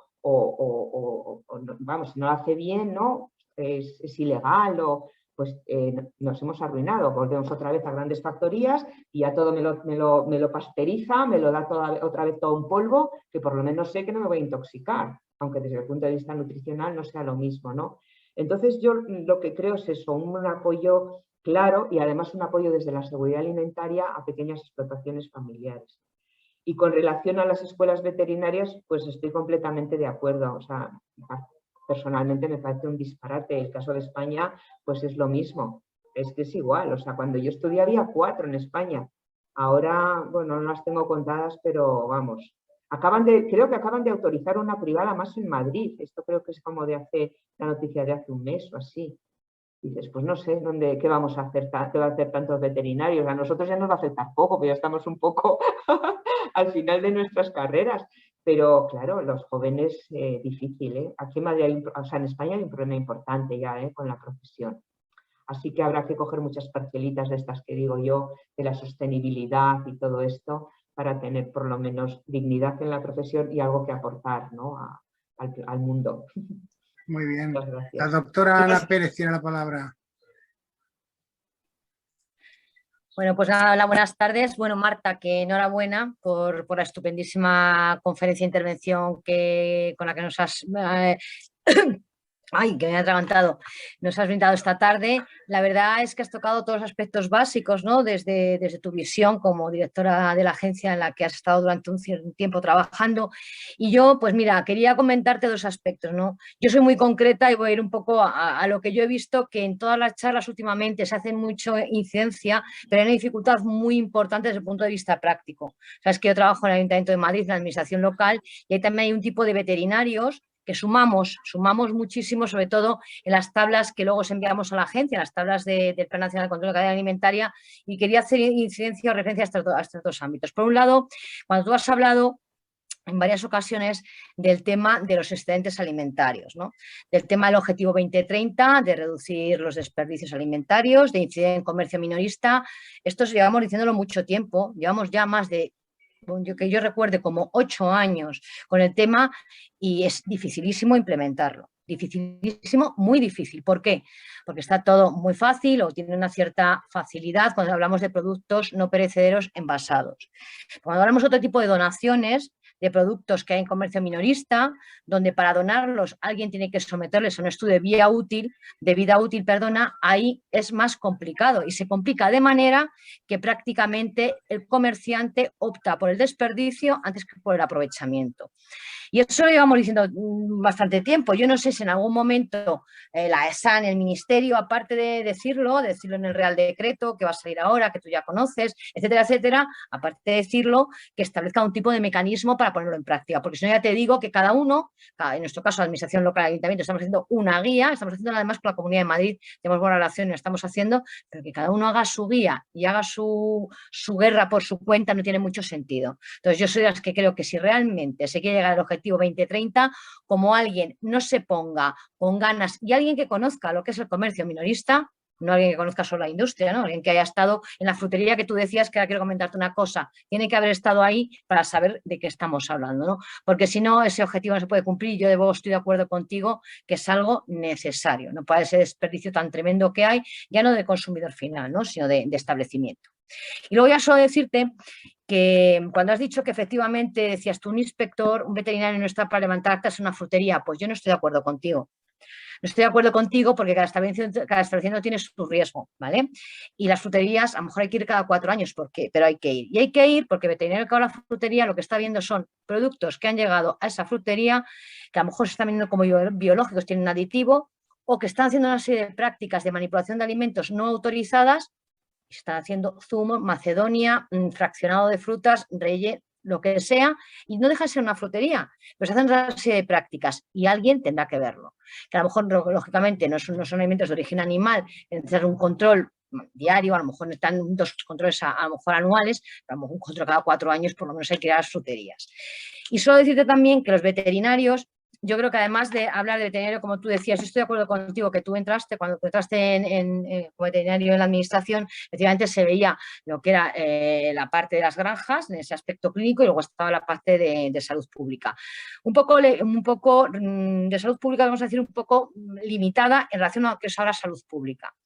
Nosotros, desde luego, en la administración local y en Madrid Capital, en el Ayuntamiento de Madrid, hemos apostado por veterinarios en que la salud pública sea seguridad alimentaria en todos sus ámbitos, ¿vale? Mercamadeo, inspección de minoristas. Sabes que nosotros hacemos mucha inspección de minorista y te sorprendería ver que hay veces que se han detectado aditivos no autorizados en productos comercializados por grandes empresas alimentarias y se ha detectado en un minorista de alimentación, ¿vale? Por la venta de productos envasados, al revisar el etiquetado. La parte de salud ambiental, que era la que te iba a comentar, que es la parte de inspección de establecimientos con incidencia en salud pública, que un veterinario tiene que hacer también, centros de recreo, centros de juegos, escuelas infantiles, centros de piercing, de tatuaje, de bronceado, y adorno artificial, inspección de aguas, pulverizadores, nebulizadores, bueno, toda esta parte de salud ambiental. Y luego una parte muy importante que llevan los veterinarios municipales, que es la parte de protección y bienestar animal relacionada con la salud pública, es decir, con la transmisión de zoonosis. Entonces, en ese ámbito completo, un veterinario nuestro puede levantar un acta en una frutería y él mismo está haciendo la observación antirrábica, y él mismo está viendo un obrador de carnicería, y él mismo está viendo un nebulizador de una terraza. ¿Que es un trabajo menor para mucha gente respecto a las grandes industrias alimentarias? Yo no lo creo, ¿sabes, Marta? O sea, yo no lo creo, porque creo que es súper importante. Es el último eslabón, porque el siguiente eslabón es el consumidor final. Es decir, hay gente que está en una industria, en una fábrica, está con sistemas de autocontrol, pero hay alguien, y en el Ayuntamiento de Madrid somos mayoría de veterinarios, es decir, el porcentaje de veterinarios frente a otras profesiones en inspección es de un 75% de veterinarios. Estamos en todos esos ámbitos que yo creo que son importantes para la salud pública. Muy bien, pues nada más. Gracias. Gracias, Ana. Pues... ¿Quieres contestarle? Sí. ¿Perdona? ¿Quieres contestarle a Ana? ¿Quieres contestarle a Ana? Sí, bueno, realmente que no quería yo decir que no fuera importante, sino que yo conozco a algún compañero, pero con un caso aislado, ¿no? Que me parecía que a lo mejor lo que estaba haciendo, pues no, pero no, como una cosa global, ¿no? Que se debe de hacer, pues estoy de acuerdo. Y el tema de los excedentes, o sea, del desperdicio alimentario que comentaba, pues sí que se están haciendo cosas, ¿eh? O sea, hay proyectos normativos de cambiar la responsabilidad legal del donante y de destinar alimentación animal, también el tema de fecha de consumo preferente, hay un proyecto ya en marcha y se harán cosas, es el momento ahora, o sea, antes se ha hablado y no se ha hecho y ahora se está haciendo. Gracias, Ana. Gracias a ti, Marta. Muy bien, muchas gracias. El doctor Aparicio tiene la palabra. Buenas tardes, muchas gracias. En primer lugar, felicitaciones, Marta, por la conferencia que nos has brindado. Amplia, porque has tocado muchos temas, pero a la vez muy sintética, te has ceñido mucho a todas las cuestiones que has abordado. Podías haberte estado hablando mucho más tiempo y no nos habías aburrido, en absoluto. Bueno, solamente quiero hacer 2 observaciones. Una, pusiste un mapa muy interesante sobre el despoblamiento de España. Eso que se está llamando la España vaciada, que yo creo que es un error, es la España saqueada, porque lo que se está haciendo es la extracción de los recursos humanos que tiene la España del interior, y eso está redundando en una disminución, sobre todo a largo plazo, porque quienes se están yendo son los jóvenes, que son los que van a fijar población y los que van a crear nuevas poblaciones. Y desde el punto de vista del análisis del sistema agroalimentario, tiene, desde mi punto de vista, una repercusión grave a medio plazo, porque se puede comprometer la generación, la fabricación del primer escalón de la producción agroalimentaria. Si no tenemos gente joven que se renueve en las ganaderías, esas ganaderías se cierran, como está sucediendo en el ovino y en otras especies. Segunda cuestión, en relación con el tema de la división de la veterinaria, yo también comencé la profesión como tú, en el mundo rural, haciendo de todo. Y me tocó, en los años 90, pues la aplicación de la primera reestructuración que hubo en una comunidad autónoma, que fue en Extremadura, y debo reconocer que los resultados en principio fueron muy positivos, porque se permitió una especialización del veterinario y una mayor independencia en cuanto a su criterio a la hora de la inspección de la salud pública. Como aspectos negativos, quizá una excesiva compartimentalización y una dificultad de movilización entre distintos servicios. Eso sí es verdad. En relación con eso, pues me hago eco de una nota que ha puesto en el chat nuestro compañero Duque Galeano, muy interesante acerca de los requisitos excesivos que se han puesto en los mataderos, que ha llevado al cierre de muchísimos mataderos, incluso aquellos de poca capacidad que en su momento se abrieron para dar servicio justamente a las zonas rurales, que ahora no ha podido sostenerse con la presión de los requisitos crecientes por parte de la Unión Europea. Muchas gracias y felicitaciones. Gracias, Miguel Ángel. Nada, estoy de acuerdo con lo que has dicho, vaya, con el despoblamiento completamente de acuerdo. Con lo de la división de la profesión, pues sí, se evitaron muchos problemas, estoy de acuerdo también. Y lo de los mataderos yo creo que se va a resolver con el reglamento este que os he dicho de flexibilidad, porque contemplamos ahí hasta mataderos móviles, que así, de aquello me parece estupendo, o sea, lo que es como una especie, no sé si lo habéis visto, una especie de furgoneta muy grande que es un matadero. Entonces entran los animales, se sacrifican, después desde allí se comercializan a las industrias o las carnicerías que sean, se vuelve a lavar todo, a desinfectar, a tal, y después se va a otro pueblo a utilizarlo. O sea, se mueve el matadero en vez de mover los animales, ¿no? Yo creo que eso, no sé si no habrá ninguno en España, porque el Real Decreto es muy reciente y creo que todavía no se habrá instalado, pero yo creo que eso facilitará mucho las cosas. Ojalá que sirva para que los jóvenes se puedan quedar en el medio rural. Muy bien. Doctor Sabio Jiménez. Sí, muchas gracias, presidente, por la palabra. Yo, eso de intervenir casi al final tiene el inconveniente de que a uno ya le han pisado las preguntas y es así lo que ocurre. Yo quiero en primer lugar felicitar por la magnífica conferencia que nos ha dado en la Academia. Quiero felicitarle por la cantidad de aspectos que ha tocado y quiero felicitarla también por lo bien expuesto y con la iconografía que ha presentado. Pero también tengo un par de preguntas y un par de inconvenientes. Yo, y además ella en su exposición, a lo largo de su exposición lo ha comentado. En el 1792 se crea la Escuela de Veterinaria de Madrid, efectivamente. Y hasta 1842 el Ayuntamiento de Madrid no empezó a utilizar veterinarios en la inspección o en los mataderos. Entonces yo tengo que decirle que estoy muy sensibilizado con esto que comentó así de refilón, pero yo quiero comentarle que en el año 1952 mi padre sacó la oposición del Ayuntamiento de Madrid y entonces se llamaba Profesores Veterinarios del Ayuntamiento de Madrid. El padre de Ana Pérez, don Tomás Pérez García, y el profesor Amalio de Juana Sardón, que todavía está entre nosotros en nuestra academia, han hecho ese trabajo. La inspección veterinaria en Madrid, en el Ayuntamiento de Madrid y en el Ayuntamiento de Barcelona, ha sido la inspección más importante que se ha hecho en España. En ningún otro ayuntamiento se ha hecho, no solamente por los inspectores que levantan su acta, pero luego hay que hacer el seguimiento del acta.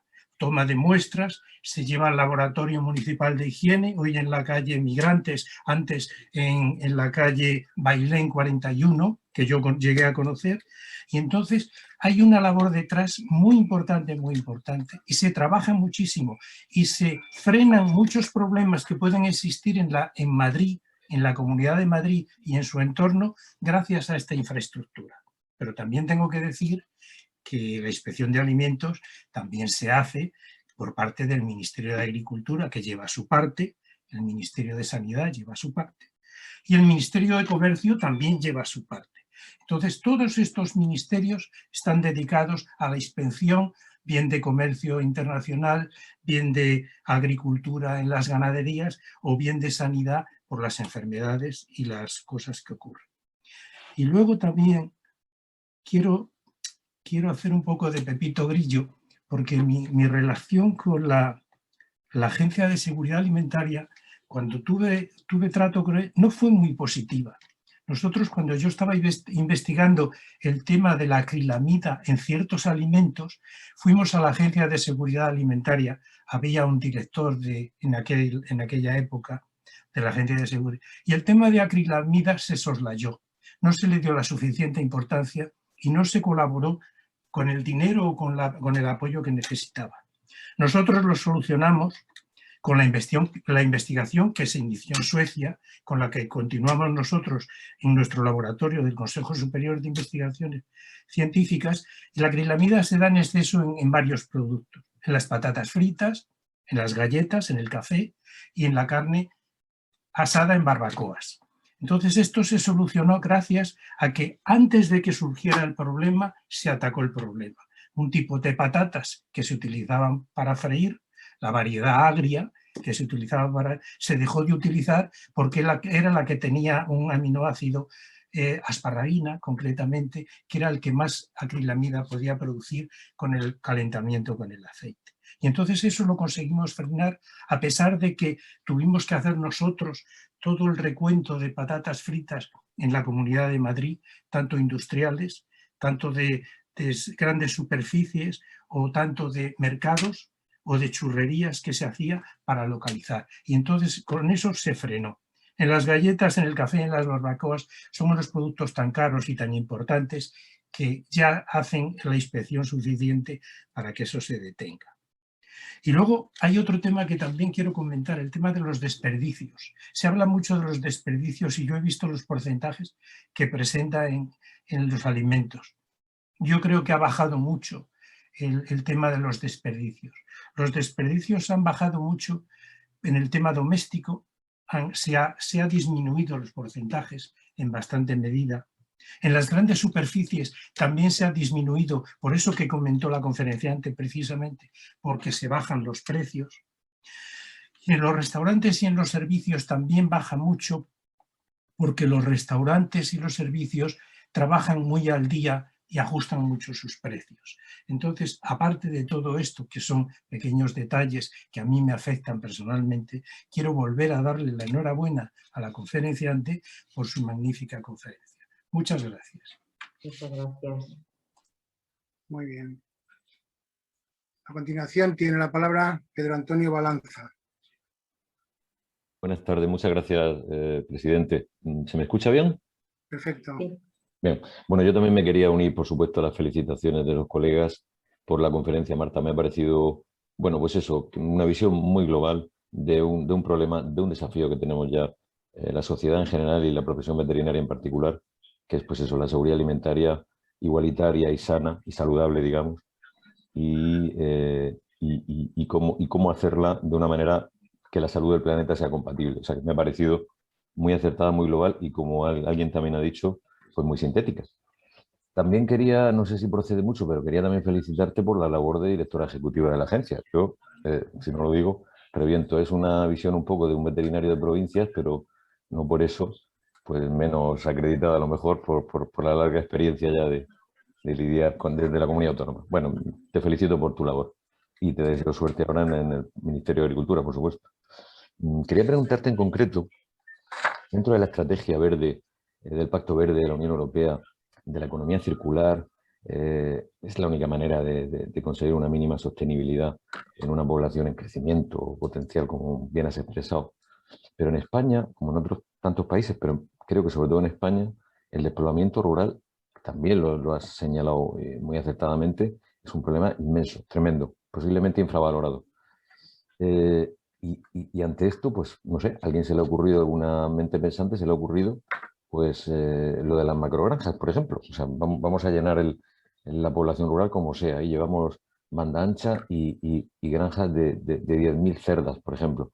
Lo cual parece que es un poco un disparate desde el punto de vista medioambiental y también porque es, por decirlo así coloquialmente, pan para hoy, hambre para mañana, y muchos pensamos que es, bueno, pues que va un poco en contra de la economía circular, del Pacto Verde. Entonces la pregunta es, ¿cómo te parece que las comunidades autónomas, que me temo que son, en España al menos, las responsables, las autoridades competentes responsables de esas adjudicaciones, de esas licencias, posiblemente tan desacertadas, no sé si lo opinas así, ¿cómo pueden las comunidades autónomas soportar la presión, a lo mejor de grandes empresas muchas veces. Y sobre todo como del aliciente ese de que, bueno, vamos a crear economía o puestos de trabajo en la zona rural que tanta falta hace, ¿no? Bueno, nada más, gracias y felicidades desde la Real Academia de Ciencias de la Academia de Ciencias Veterinarias de la región de Murcia. Gracias, Marta, un saludo. Muchas gracias, Pedro. Me ha hecho mucha ilusión que me felicites por mi etapa de la agencia, porque la verdad es que lo recuerdo como que me dejé allí la vida, ¿sabes? En la agencia. Así que bueno, si ha servido para algo, yo lo agradezco mucho. Y nada, y lo del despoblamiento rural, yo ya te digo, es que estoy completamente de acuerdo. Yo es que también tengo la suerte de que yo soy de un pueblo de León y he vivido en Madrid muchísimos años, entonces tengo una visión pues bastante clara de lo que está pasando en los pueblos porque yo sigo yendo por allí y sé lo que pasa con la gente y de qué viven y cuáles son las posibilidades y a mí me parece que es muy grave porque además lo que decía también Miguel Ángel, o sea, es que claro, esto ahora se ve, pero es que se va a ver más cuando no haya un relevo generacional. En León, los que sois de León, que por ahí hay varios, pues sabéis, la zona de lúpulo, pues de repente era una zona muy, no, ya sé que es menos veterinario, pero no deja de ser igual mundo rural, una zona de lúpulo que vivía muy bien recogiendo lúpulo de los pocos sitios de España donde se daba lúpulo y no hay relevo generacional. Pues habrá que importar el lúpulo y como esto, tantas cosas, y es una pena, o sea, yo creo que se necesita mucho más apoyo desde las administraciones.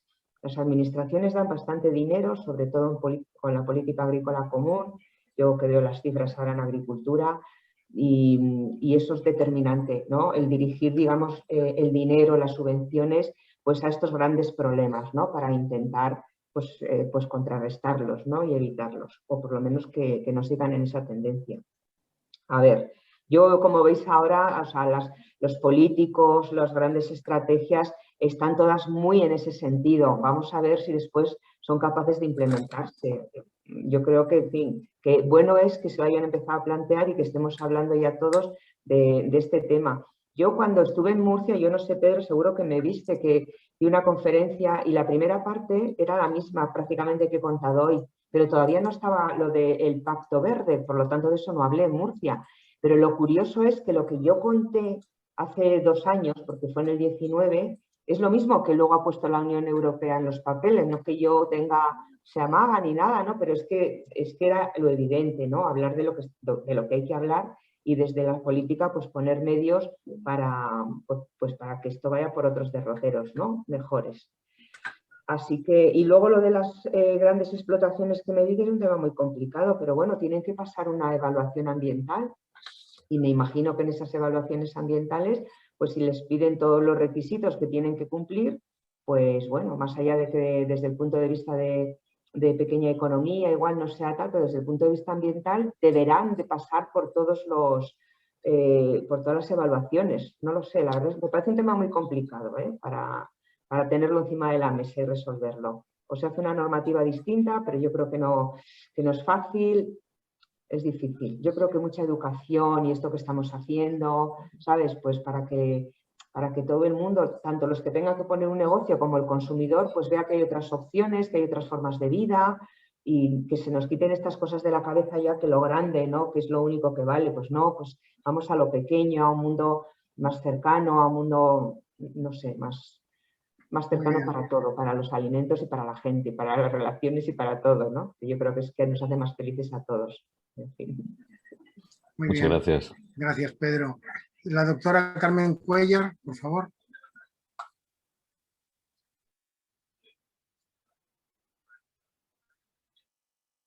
Sí.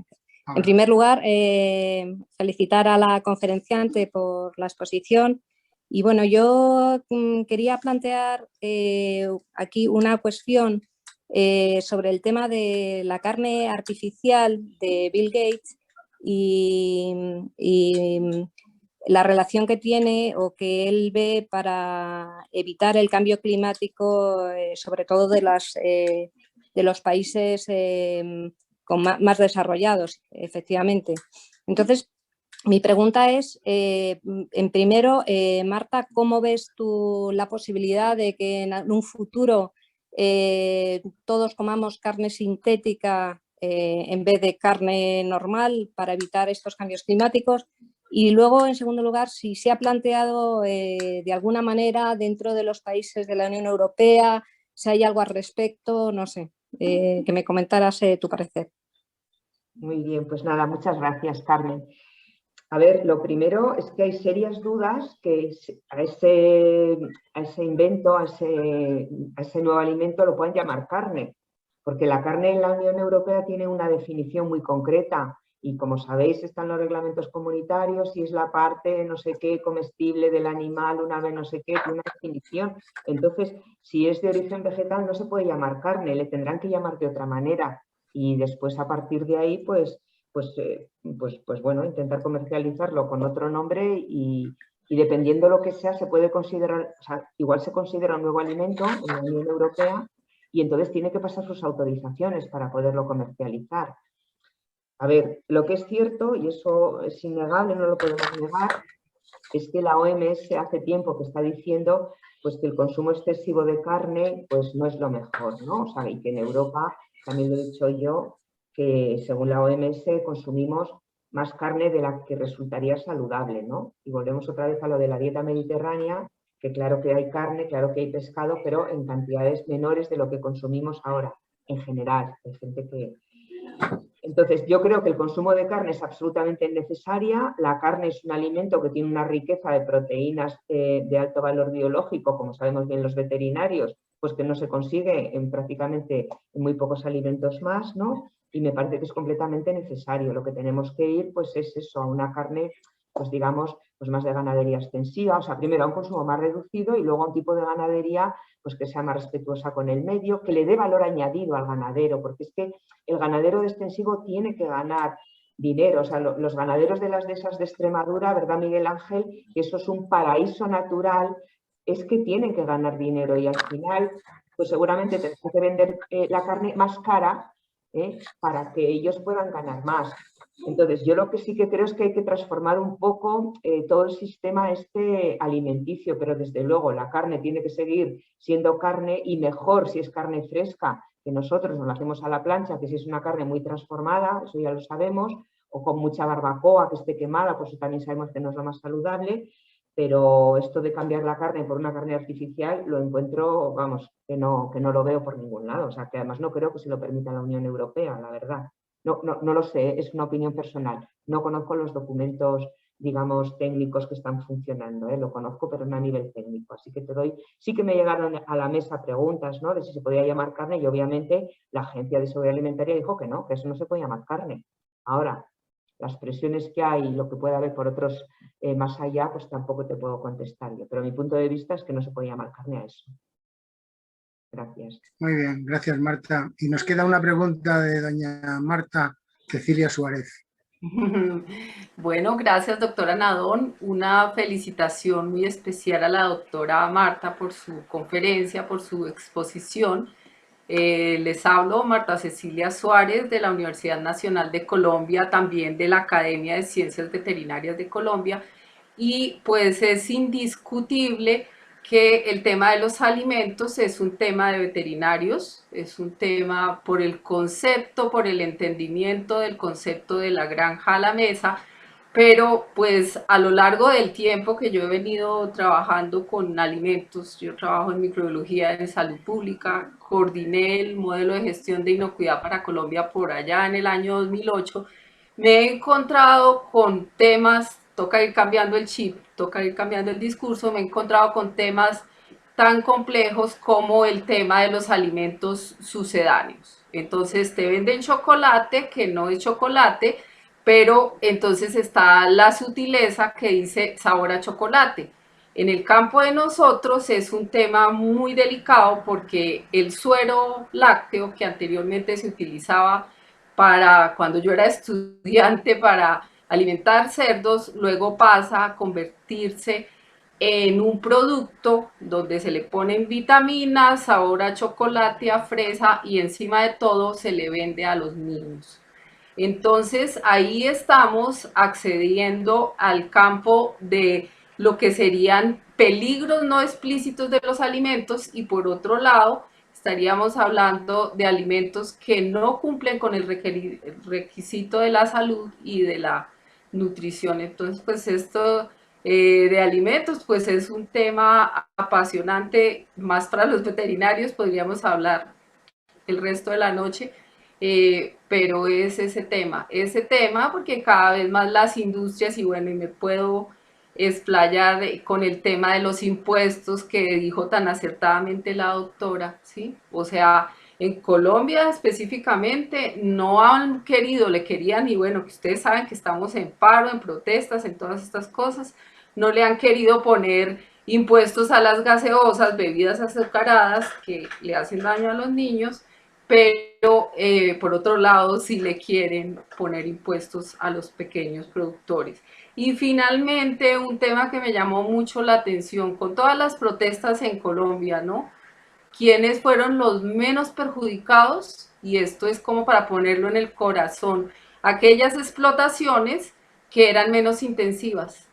Entre más intensiva sea una explotación, menos sostenible. ¿Por qué? Porque unas gallinas que están en pradera, que están, pues no necesitan tanto alimento, tanto pienso, mientras aquellas que están más allá en la jaula de medio centímetro por medio centímetro, más difícil. Entonces fíjense ustedes, y pues yo no sé, es como un poco lo que yo pienso, y a ver cómo vamos caminando nosotros como veterinarios responsables de los alimentos en el ámbito mundial. Muy bien. Pues muchas gracias, Marta.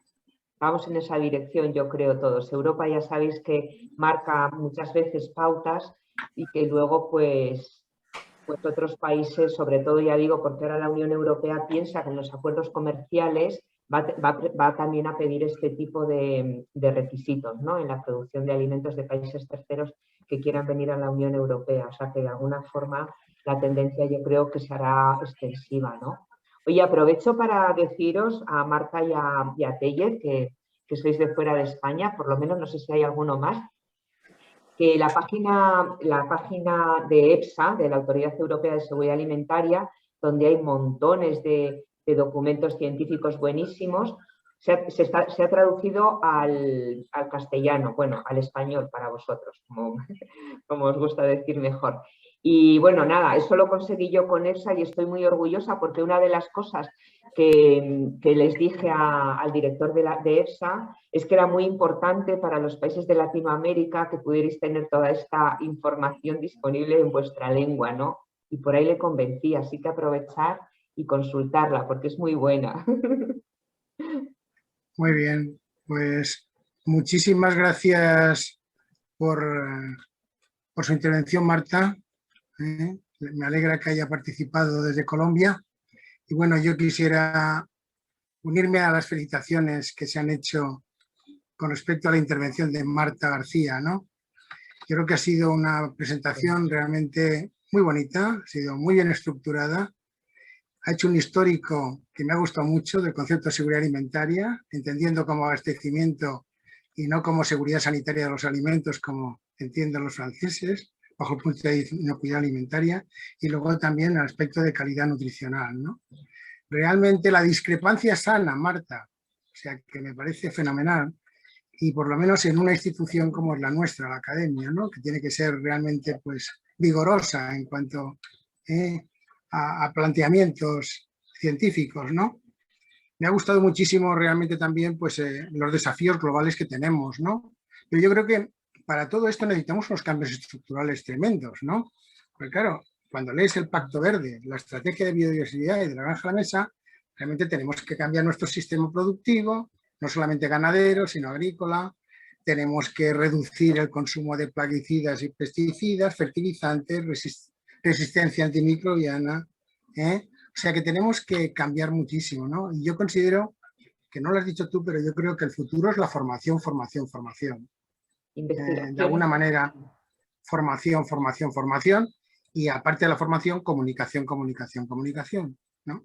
Da la coincidencia de que estos últimos días hemos tenido conferencias sobre especialidades veterinarias y sobre el Pacto Verde también se han organizado una, Pacto Verde y Producción Animal, Pacto Verde y ecología, etcétera. Y bueno, yo por lo que he visto es que estamos abriendo nuevas facultades, tendremos lógicamente más graduados, pero lo que hay que intentar es desarrollar el posgrado, especializarnos en algo, y en consecuencia ahora tenemos el momento, con esta masa crítica, con tantas universidades, de hacer algo que pueda enriquecer lo que has dicho tú, ¿no? Que son campos nuevos, como la sostenibilidad, el campo del bienestar animal también requiere una especialización, etcétera, etcétera, etcétera, ¿no? Por lo tanto, hay que estimular estas prácticas sostenibles que decías tú muy bien, para la industria, para la producción, etcétera, luchar contra el fraude alimentario, los materiales de contacto de los alimentos, que yo siempre he considerado pues, que lo que hacen es transferir muchas sustancias que son, algunas de ellas peligrosas, que quizás hemos sido demasiado tolerables. Y bueno, la profesión pues tiene una serie de retos, de oportunidades. Has hablado de la unificación de los servicios veterinarios, un tema complicado, has dado tu opinión, has sido valiente, requiere, lo que has dicho tú, un estudio profundo, y lógicamente, pues bueno, te tengo que decir que la Real Academia de Ciencias Veterinarias de España es un lugar de debate, y bueno, has visto que la gente ha participado muy activamente, y bueno, yo te quiero dar las gracias por haber aceptado el participar en esta conferencia, que espero que no sea la última. Y luego también quiero dar las gracias a todos los que han asistido virtualmente, que no solamente han asistido compañeros de Madrid, sino de toda España y de 4 países iberoamericanos, México, Colombia, Brasil y Uruguay. Y con esto, pues, quería yo dar por finalizada esta sesión, pero antes quisiera entregarte, aunque sea virtualmente, un diploma de agradecimiento. Muy bien. Y el diploma de agradecimiento, pues dice: la Real Academia de Ciencias Veterinarias de España otorga el presente diploma de reconocimiento a la ilustrísima señora doña Marta García Pérez por su intervención en la sesión celebrada el día de hoy, con la conferencia titulada Importancia y futuro de la profesión veterinaria, la seguridad alimentaria y la nutrición, firmado en Madrid el 14 de junio del año 2021, el secretario general Sabio Jiménez Pérez, con el visto bueno del presidente Arturo Ramón Anadón Navarro. Muy bien. Y nada más. Con esto pues damos por finalizado el acto y agradecer a todos su presencia.